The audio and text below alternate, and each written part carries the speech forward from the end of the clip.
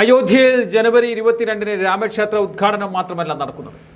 അത് ലോക്സഭാ തെരഞ്ഞെടുപ്പുള്ള കാഹളം കൂടിയാണ് മോദി അന്ന് മുഴക്കുന്നത്. അതിന് കാരണവുമുണ്ട്.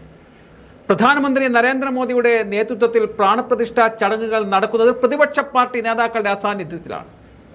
BJP രാഷ്ട്രീയ പരിപാടിയാക്കി മാറ്റിയതിനാൽ പ്രാണപ്രതിഷ്ഠയ്ക്ക് പോകില്ലെന്ന് കൂടുതൽ നേതാക്കൾ പ്രഖ്യാപിച്ചു കഴിഞ്ഞിട്ടുണ്ട്.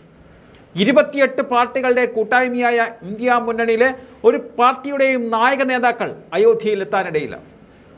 Congress, Trinamool Congress, JDU, Aam Aadmi Party, Samajwadi Party, DMK, NCP, Shivsena, Uddhav Thackeray വിഭാഗം, RJD, CPM, CPI, RSP, Jharkhand Mukti Morcha തുടങ്ങിയ പാർട്ടികളുടെ നേതാക്കൾ പ്രാണപ്രതിഷ്ഠാ ചടങ്ങിനില്ലെന്ന് നേരത്തെ തന്നെ പ്രഖ്യാപിച്ചു കഴിഞ്ഞിട്ടുണ്ട്.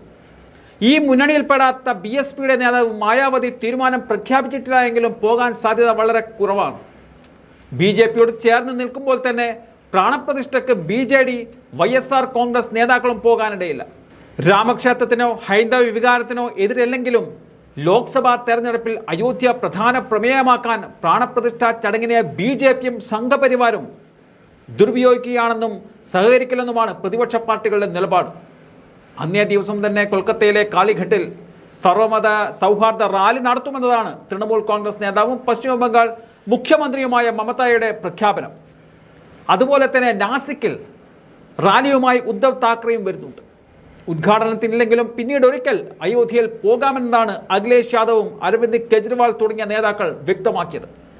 പണി പൂർത്തിയായ ശേഷം ക്ഷേത്രം സന്ദർശിക്കുമെന്ന് ശരത് പവാറും പറഞ്ഞു. രാഹുൽ ഗാന്ധി ഒരുപക്ഷെ ഭാരത് ജോഡോ ന്യായ് യാത്ര UPയിലെത്തുമ്പോൾ സന്ദർശിക്കുവാനും സാധ്യതയുണ്ട്.